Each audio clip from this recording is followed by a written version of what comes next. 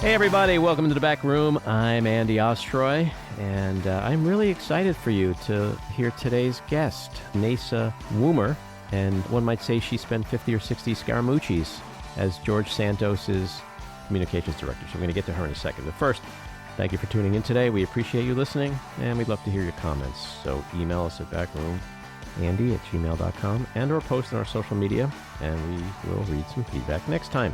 And if you like the podcast, please follow or subscribe and be notified every time we post a new episode. Okay, let me tell you a little bit about Naysa Woomer. She served as the former communications director for the now former and disgraced and indicted Congressman George Santos.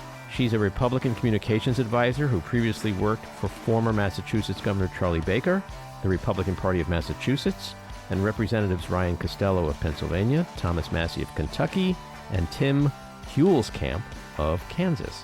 She's made various media appearances on MSNBC's The Beat with Ari Melber, CNN This Morning, and CNN's Jim Acosta.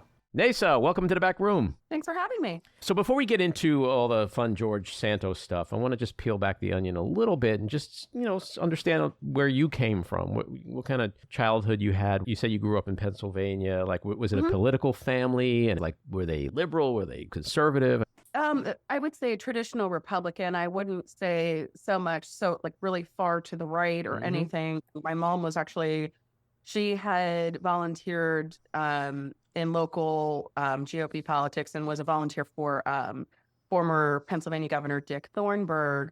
So kind of started from there. And then as I grew up, I started becoming fascinated by politicians like George H.W. Bush, and it kind of just, kept going from there. And I was even interested in people, even like Bill Clinton. It's just, that's kind of how I just built this interest in politics. And of course, I fell victim to Aaron Sorkin's The West Wing, and it just kept going and going. But I also, just because I'm a big history nerd as well, so I really just ingrained myself into politics and understanding the three branches of government and just built it from there. And then went on to intern for, he's now former senator, but I interned for Rick Santorum back in the day when he was still our junior senator from Pennsylvania. And it just kind of went from there. Your influences, I read, include people like Peggy Noonan, Ari Fleischer, Karen Hughes, a name I haven't heard in a long time. And James Carville. James Carville. I wouldn't have thrown that one in. I think, you know what, it's all about how they're respectable people. And you do not have to be, in the terms of James Carville, I mean, he's a political goat, and anyone who is a Republican or Democrat, they know the name, and there comes this high amount of respect. So you do not have to agree with them politically, but you can respect their craft and what they do. And that's just something I've always respected with James Carville.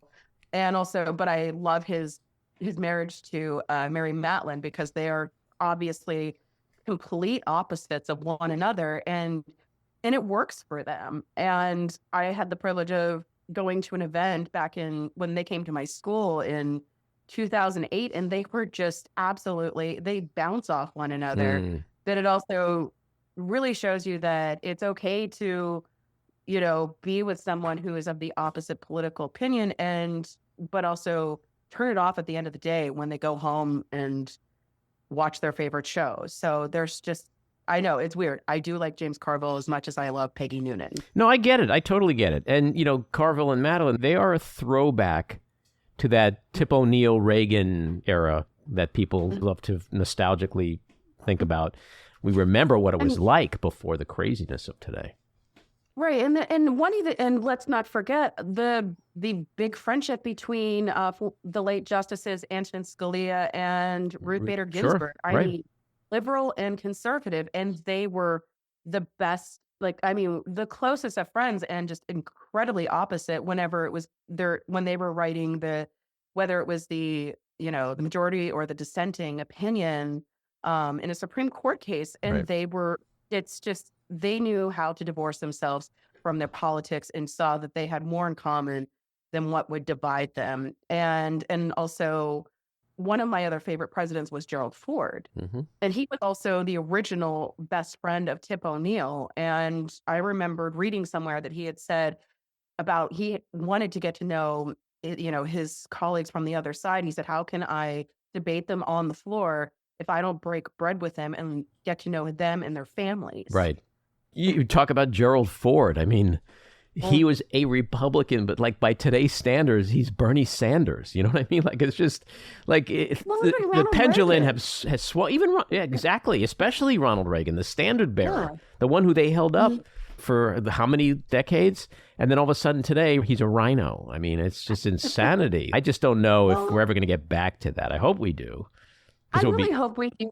I hope we do too. And it's like, this is where I try not to lose faith within the party. And I understand one thing that I always remember that Ronald Reagan had said, I didn't lead the Democrat Party. The Democrat Party left me. Right. And it's just, there's still, you have to, for me, it's also, I have to recognize there are certain people who are still Republicans. And I look at people I look up to now as people like my former boss, Charlie Baker, and Governor Chris Sununu, Larry Hogan. These are, very strong Republicans who were also successful governors in blue states.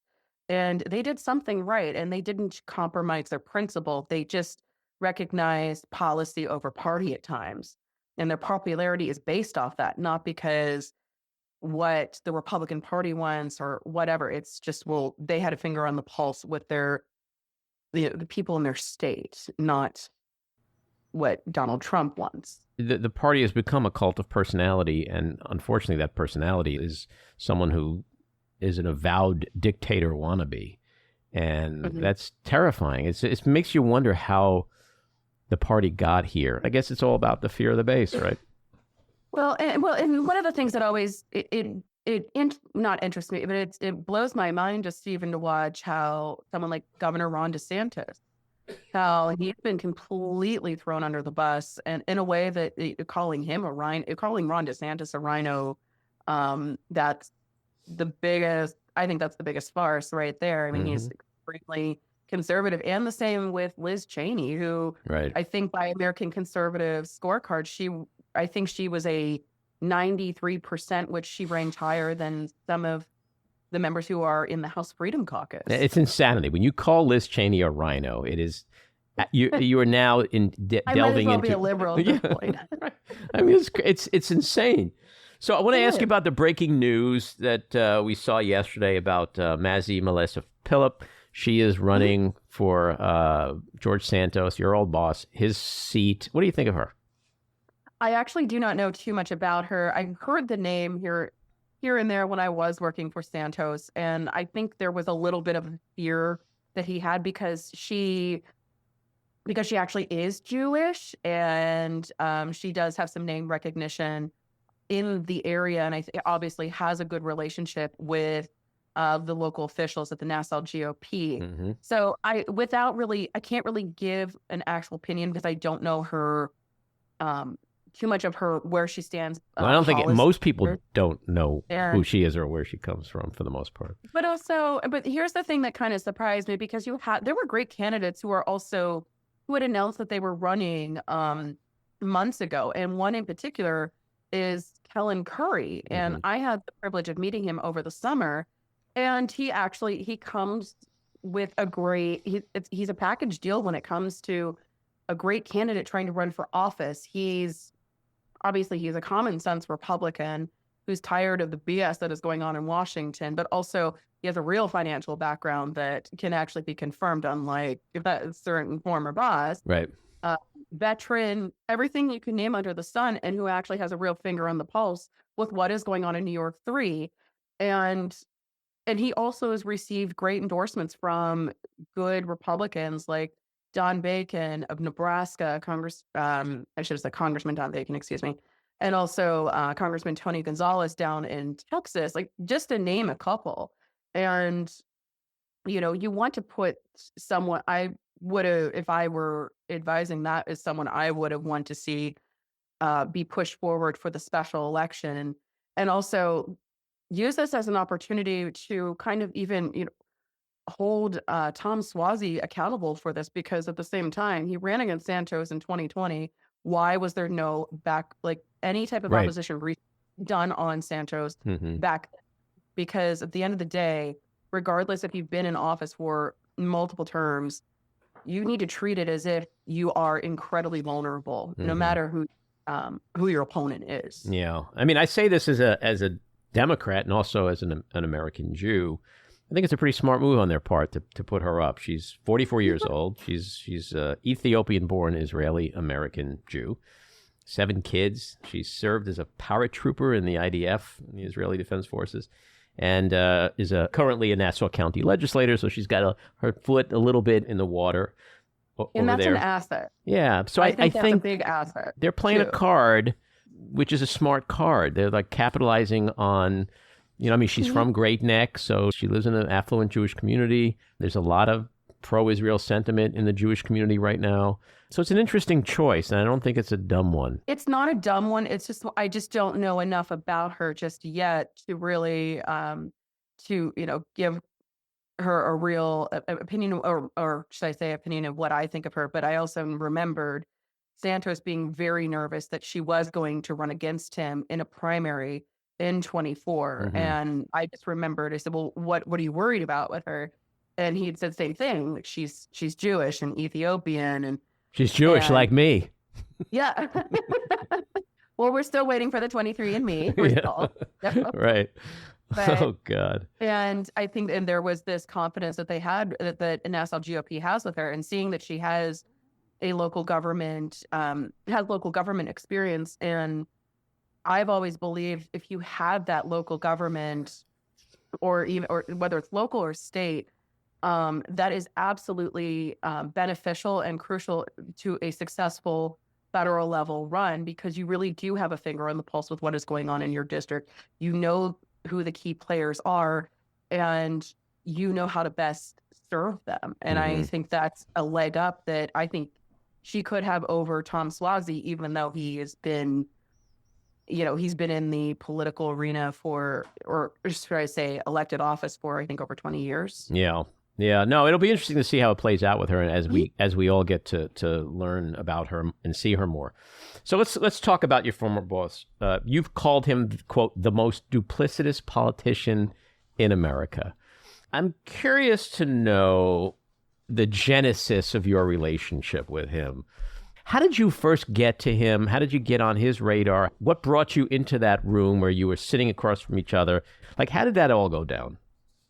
It's so funny. I think it's actually been exactly a year since I accepted the job with him. So this is before, we're coming up on the anniversary when the New York Times article came out. So I was still in Boston working for Governor Baker's administration, which I knew was going to be coming to an end in January because he chose not to run for re-election.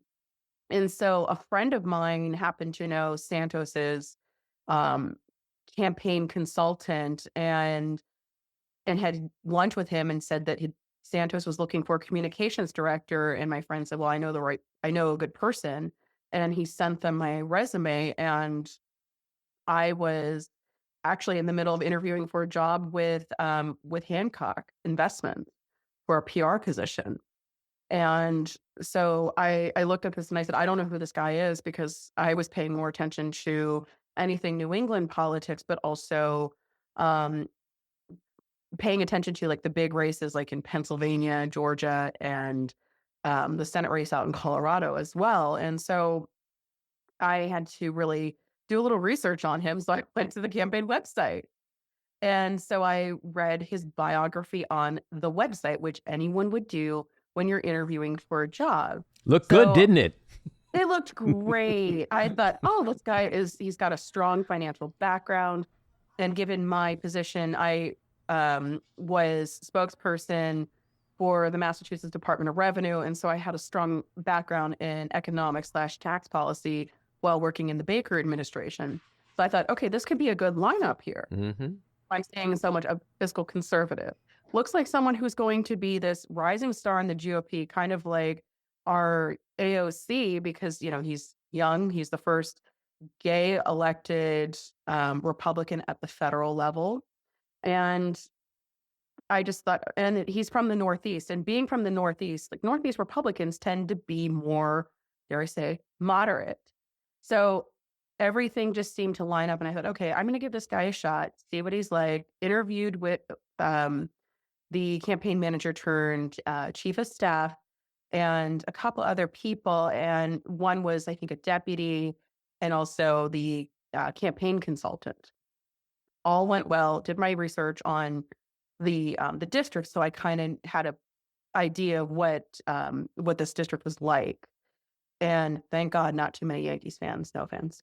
But then when I advanced to meet with Santos, he was very engaging, very excited because he was just going through the new member orientation and just learning, everything that you need to know when you're coming into office. And so he was on that high and just enjoying life. And so he gave me a couple questions, like scenarios that how would I handle this situation?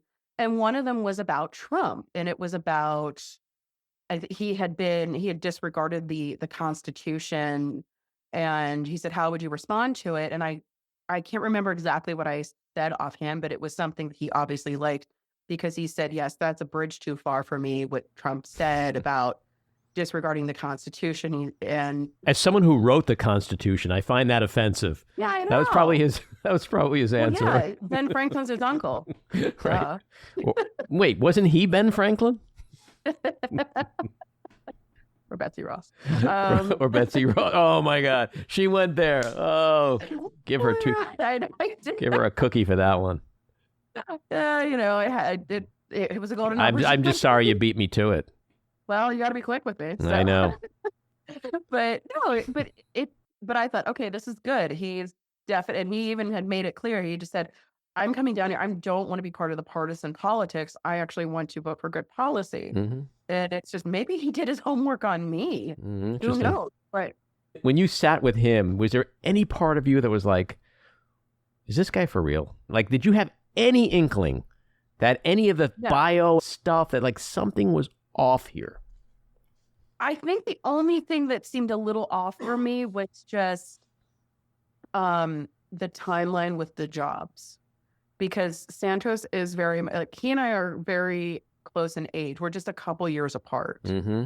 And I'm like, because I graduated from college when the economy pretty much tanked, and so millennials in my age group, it took us a little longer to climb up any kind of career ladder for a little bit, and so. Maybe that was something that made me think, are you sure? But also saying that he came from this affluent family and came from financial executives, I thought, well, maybe a little bit of nepotism could have here. And he was able to climb the ladder. But at the same time, and one of the things that I had talked about with him was, what are your communications goals? What do you want to achieve as a new freshman member? And he even said to me he would like to become he wanted to build a national media profile. And again, this is all before the New York article. He achieved that goal, didn't he? Oh, he did. And I joked with him later on saying, well, congratulations, you're a national media profile. But so I thought, okay, we can do this. And I just said, but you have to be open-minded to do more than you have to do more than Fox News and Newsmax. I said, you have to be open to, because I had media contacts with CNBC and a lot of these financial outlets that would, if he's looking to go that route. And I just said, but we have to work on it together. It's not an overnight deal. And he said, you're absolutely right. And I'm open to this. And I'm like, okay, so we're on the same page. And we ended our Zoom, and I was told later on, he had said straight to the campaign manager turned chief of staff, hire her. I want her, hire her. And so I accepted the job. And then I'm literally in the last couple days of my time with the Baker administration. And then boom, the New York Times article shows up, and I had actually been given a heads up about it. And we thought it was just going to be a traditional hit piece of Republican flips Dem seat, and I thought it was just going to be something like that. And I even asked my former colleague, is there anything I need to, like, anything crucial that I need to know that that we may need to spend later on. And he said, well, the only thing that I know is that George used to be married to a woman. And I thought, okay, well, that's not a big deal at all, because there's so many, gay men who came from these conservative backgrounds who were originally married to women. So that did not bother me whatsoever. I thought, if this is the worst that they have at it. And then boom. So that hit, that article hit before you were actually working for him? Yeah. So here's a little background for you. Whenever a member of Congress is elected, if they're a freshman member, you were only allowed one transition aide. And so for Santos, it was his campaign manager who became the transition aide, who would eventually become the chief of staff. So I could not officially begin the job until January 3rd. That was when my official start date is. So in a way, I was not really, between still working working in Massachusetts, I could not really do anything official just yet. But I used that opportunity, just as everything was piling up, to really start to draft out a new communications plan, which I called it Operation Second Chance, where he really needed to work on doing an apology tour. And then going on that interview with Tulsi Gabbard it was brought to my attention. And I just thought, well, I think this is a little premature without real prep here. And they said, could you review some of the talking points? And I reviewed some, and I said, actually, let's add this, take this out. And then I'd like to have a phone conversation with them to prep. And which we all agreed, but the prep came less than 30 minutes before he was to go on with Tulsi Gabbard. And I thought, this isn't enough time. This is not, we're going to have our work cut out for us. And one of the things I had said to him was, well, you cannot compare yourself to President Biden. This is a completely different situation. You're really going to have to own these mistakes. You have to apologize.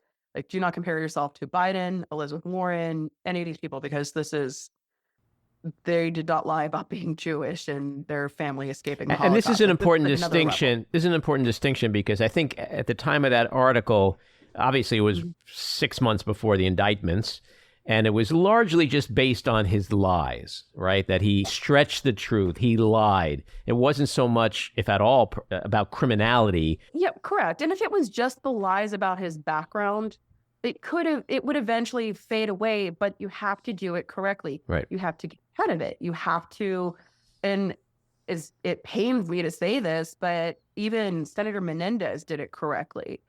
That's a different level of bad right there. But what he did was, he got in front of the media.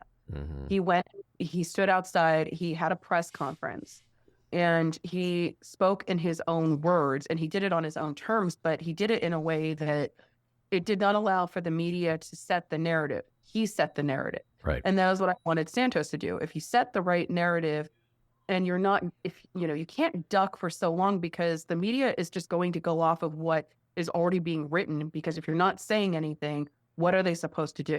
And outside of an apology, what would that narrative have been? Like, what would the story have been?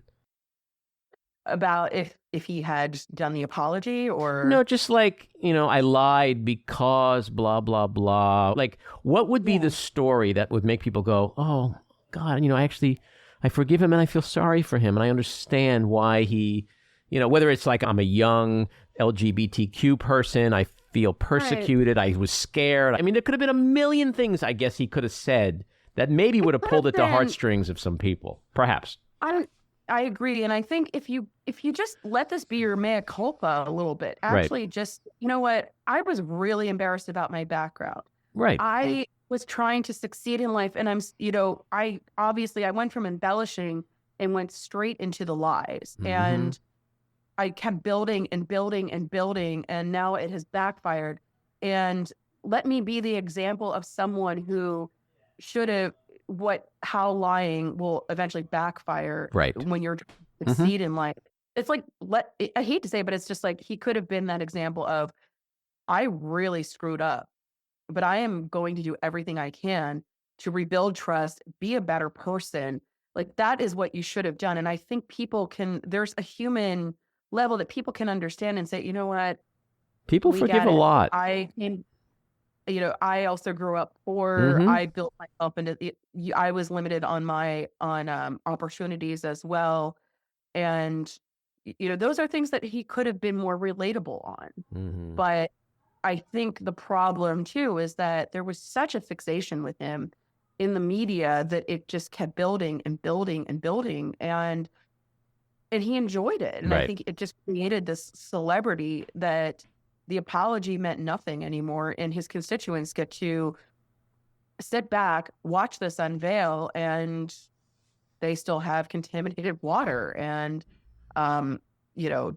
it's just, they have problems and they're not being resolved or being Right. properly Well, he definitely seemed to be enjoying it. And I think also in that enjoyment and pleasure came this defiance. And I think once his defiance locked in, and maybe he learned that from Donald Trump and others. So he kind of crawled up under Trump's coattail and rode that wave that, I'm a victim. It's all rigged. It's a witch hunt, blah, blah, blah, which probably didn't make your job any easier. No, but it was a poor attempt. That's like the big difference. It's really poor attempt. Very poor attempt. But also, and Donald Trump actually has a base and a following of people who are loyal to him and they like him. Mm-hmm. This was a very, very much different. And, you're not a victim.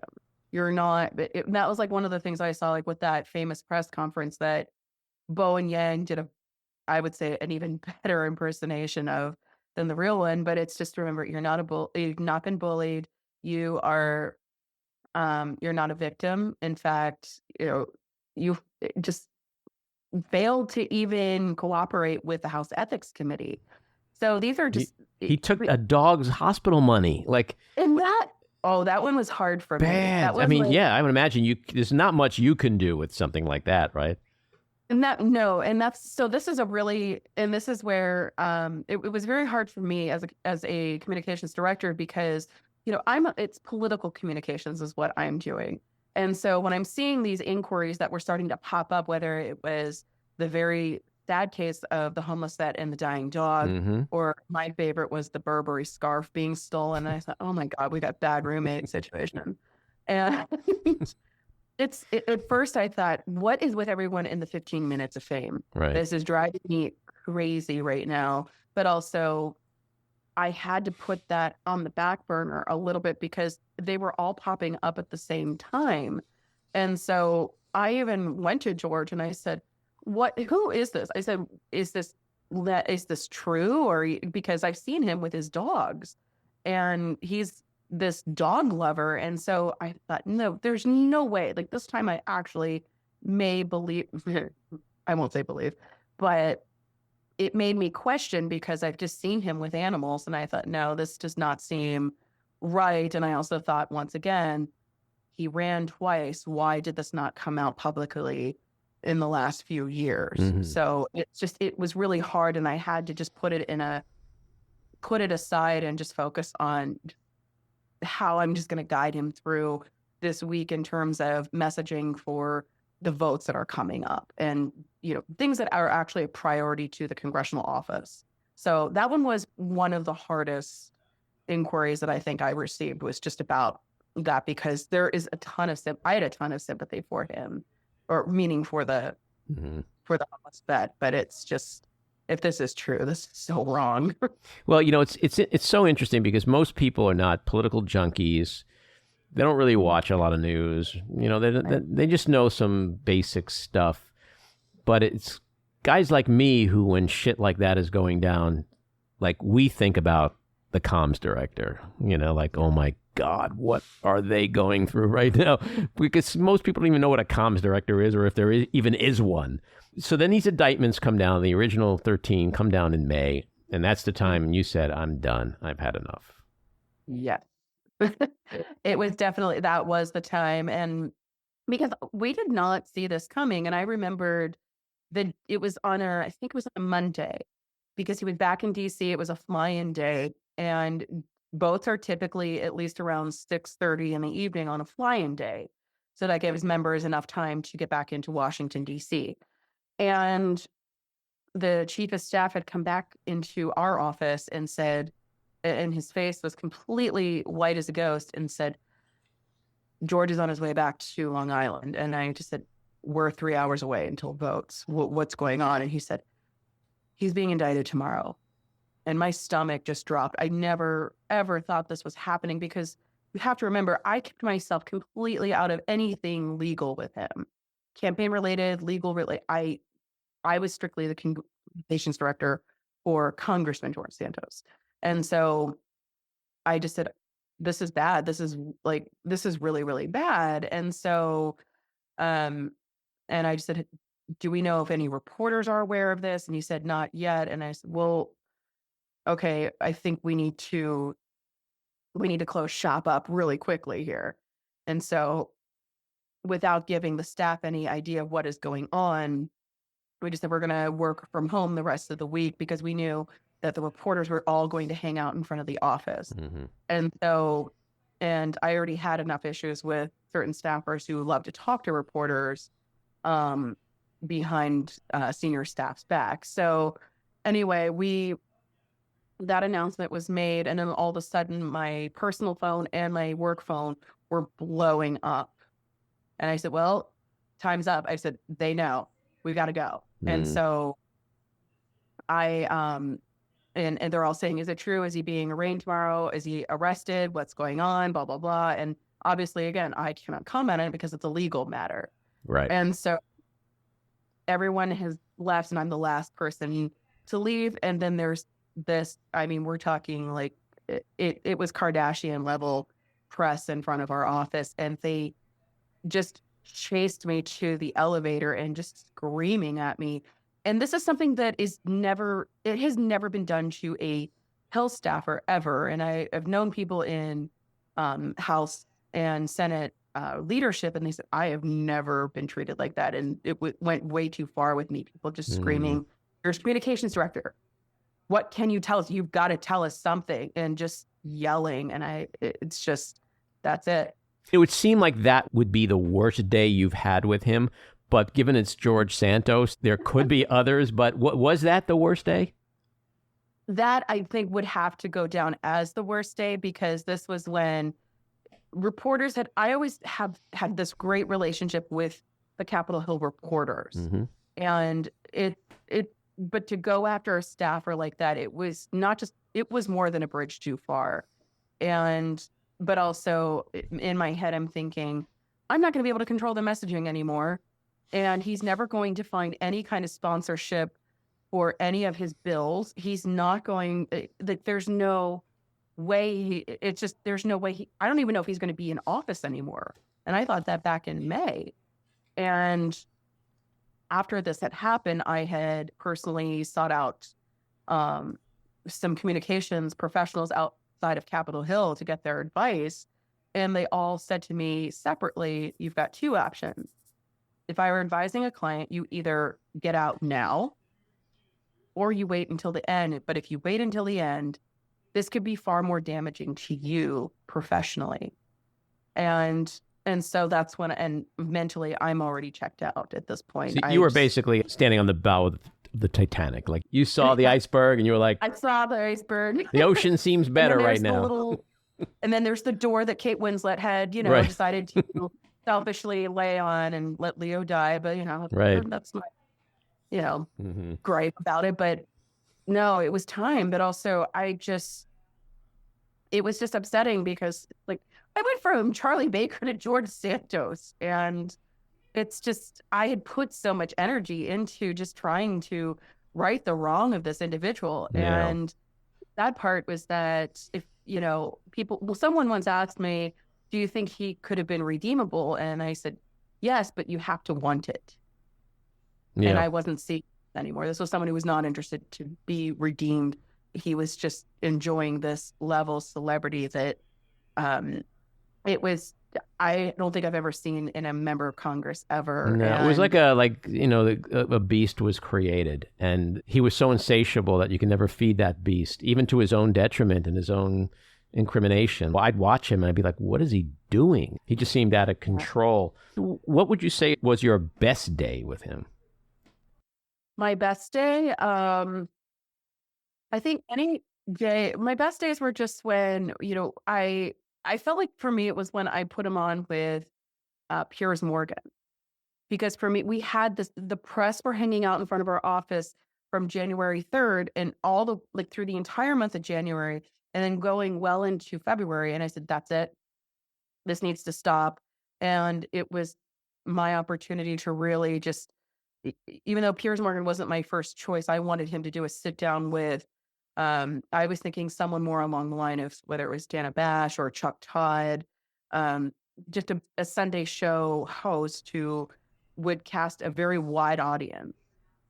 And so, but then he was giving me these excuses of, oh, this person's too liberal, this person is media biased and everything. Well, they're all going, even if you go from, whether you're on with Chuck Todd or Tucker Carlson, they're all going to be extremely tough on you, no matter who you go with. And so my vision was then, all right, let's do Piers Morgan because number one, he's British. He does not have any type of political opinion when it comes to American politics. I think he's pretty much middle of the road. He's just good. He's an equal opportunist when it comes to attacking a Republican and attacking a Democrat. So, and he was great. I thought it was a very successful interview because he hit him on a lot of things, but also he gave him the grace period to answer and then he moved on. And so because of that interview, the media left and I kept them quiet during the month of March. So I could get back to normal. So if we had Dr. Deborah Birx here right now talking with us, and I asked her what was the most insane moment of your time with Trump, she'd probably say, oh, it was in the briefing room when he suggested to America that they inject bleach to fight COVID. So I want to know, what was your most insane moment with Santos? Now you're really going to make me think because there's multiple. Funny story about Dr. Birx. She's actually originally from the same part of Pennsylvania that I was born. Oh, cool. So sorry, I had to throw that in there. Most insane thing he did. I wouldn't say it was insane, but it was just leaving out like the food for the reporters. He was putting Chick-fil-A and cupcakes and donuts. And it's just, this is just to me, it was, even though it was funny, but it was also, well, you're encouraging them to stay. And so I just said, what do you get out of this? If you're leaving them, Chick-fil-A sandwiches and cupcakes, I said, next day they're going to expect a gourmet meal. So I just said, what were you hoping? He said, well, they deserve to be fed. And, we want to be nice. They deserve to be fed and lied to. Yeah, exactly. But also I had said that, but they want a soundbite. They don't care. Like, you can feed them until the dawn's early light. Right. But they want their soundbite. And once they get it, they will move on. And that is what every reporter that I had coffee with would say to me. Like, I can't leave my spot until we get something from Santos, whether it was from their outlet or another, they needed something. And until then, their editor was basically saying, you're staying in front of 1117 Longworth until further notice. A building, by the way, that he almost burned down once, right? Yeah, I did. You read that one too. I remember I came into the office one day and he had this giant ass Yankee candle, and I would have the worst headache from it because the smell of it was just so, it was very patchouli very or something.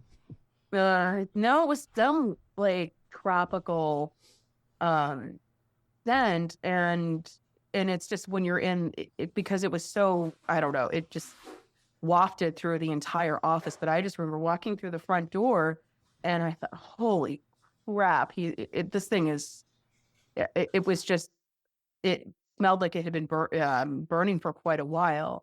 And there's no one in the office. So I walk over into it because the candle's in his office. So I walk in and it's there, and oh, cool. So we're going to burn down Longworth. And I went to blow it out and move it, and burned my hand. I'm like, oh my God, this has been burning for hours. God. And he came in 10 minutes later and I just said, did you forget to blow out your candle last night? Or something. He's like, oh my God, I did. That would have been such a fitting punctuation on his legacy, wouldn't it be? And he burned down the Capitol. Let's do a little fun lightning round and try to keep it to yes or no, or if you have to elaborate, we'll give you that license. Is he a genius? No. Is he a narcissist? Yes. Is he a sociopath? Probably. Is he insane? Ish. Is he capable of love? Yes.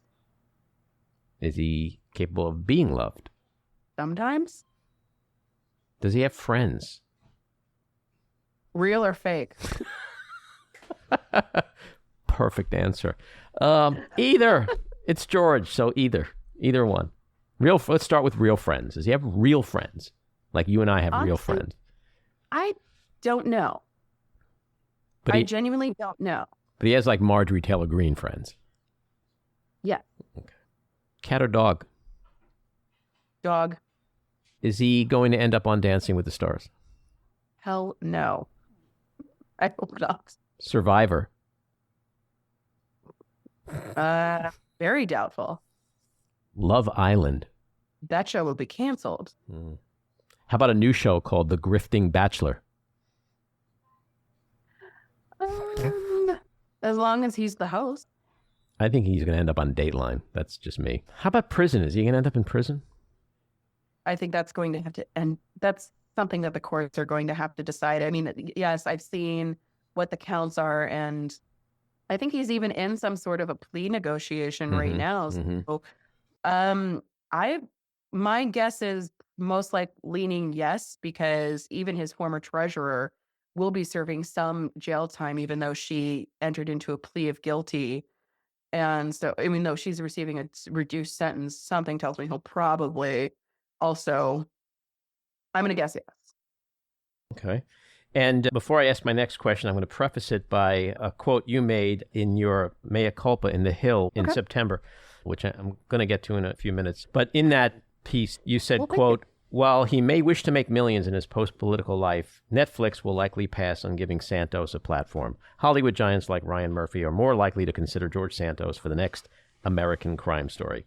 Well, here we are in December, and we know that HBO is going to make a movie about George Santos. So my last question in our lightning round, who plays George? Oh my gosh. That's really hard. Okay, so I have to say... You can't say Bowen Yang. No, oh, damn it. No. I actually, the actor from Veep, which I used to watch the show religiously, he was Will on Veep. I don't watch that show. Kimmel has had him on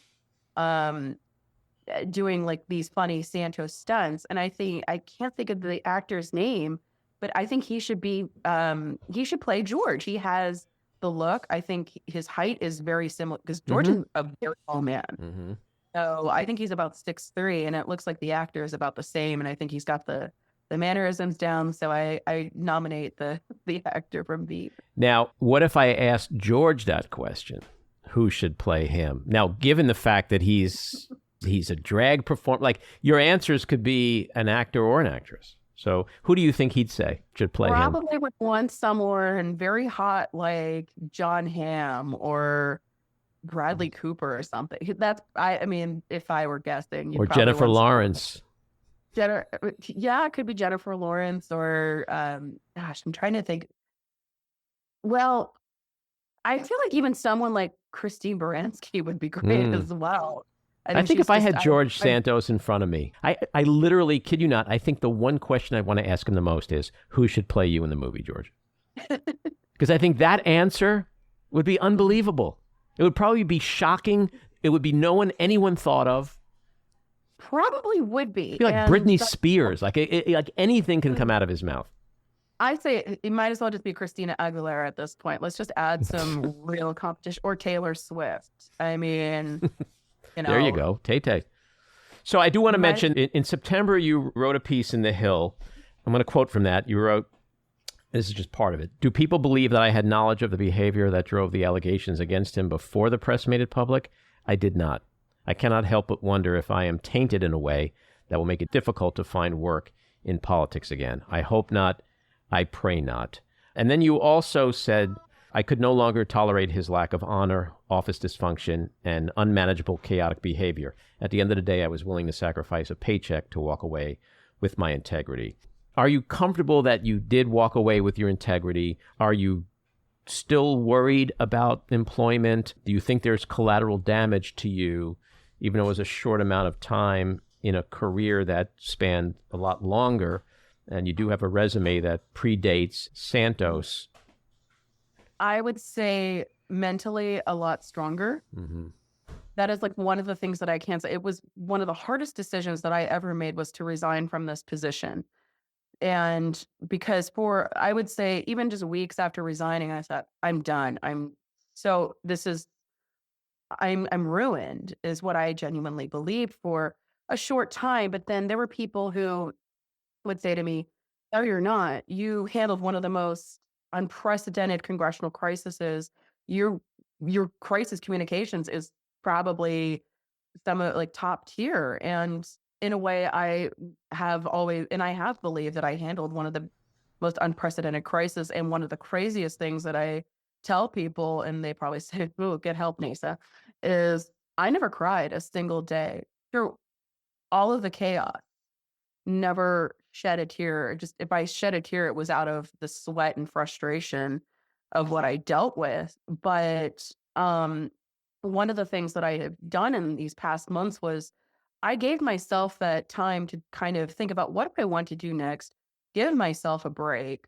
And above all, what I've been doing, just talking to the media, but also just showing that there was a capable and level-headed person who was working in that office and had every intention, was well-intentioned. And every interview I have done, people have said to me across the country saying, highly impressed, you're well-spoken, great interviews, and wishing me all the best. And the feedback's been absolutely great. And it's given me great confidence since I started actually, just taking a step forward and, getting myself out there and defending myself. Well, I think anyone who somehow inextricably ties you in a negative way to George Santos is both myopic and terribly unfair. I mean, you were hired to do a job, and then the shit hit the fan, and you saw that in the context of your job before the real shit hit the fan, which was the indictments.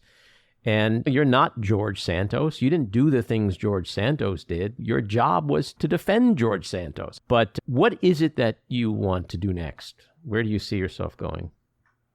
I would absolutely love to I really enjoyed offering political commentary on MSNBC. I genuinely enjoyed my rapport with Ari Melber, and I really enjoyed speaking with both Phil Mattingly and Jim Acosta. So I think it's always great to have a new, fresh perspective from a Republican woman to offer on television. So I've enjoyed the political commentary.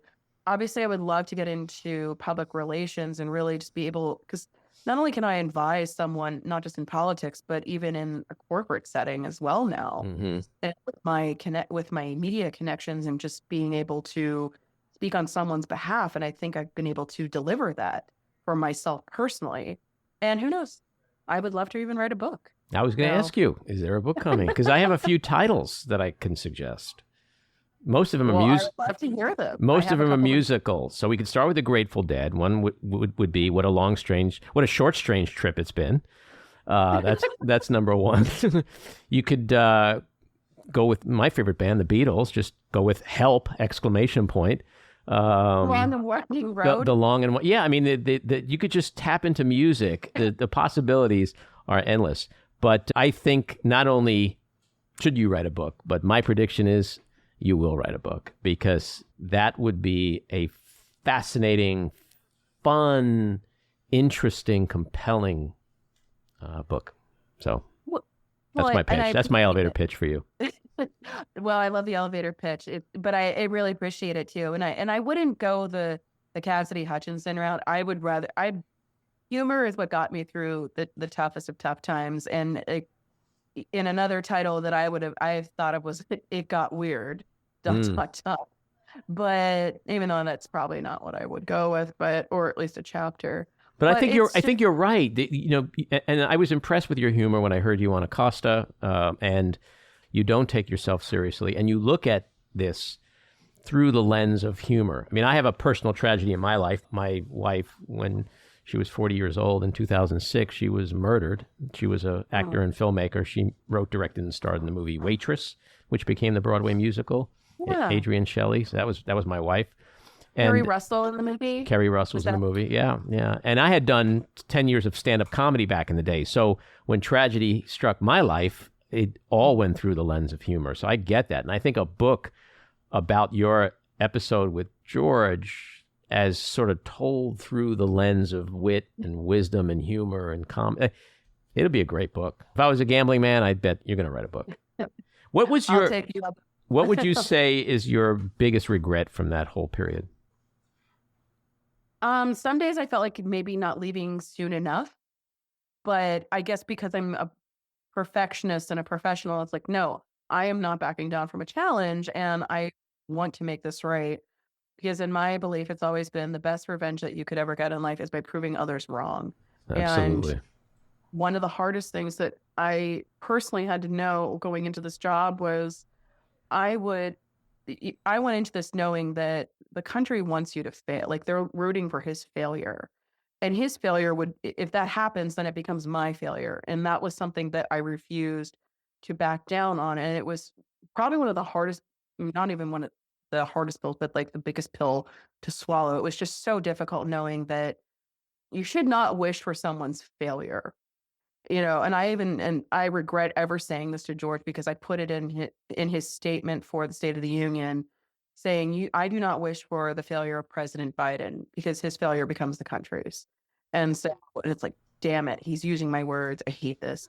But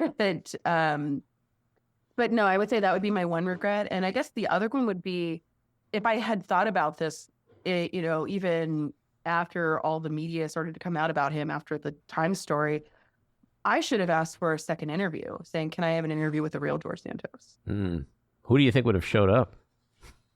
Tatara? Anthony Booker?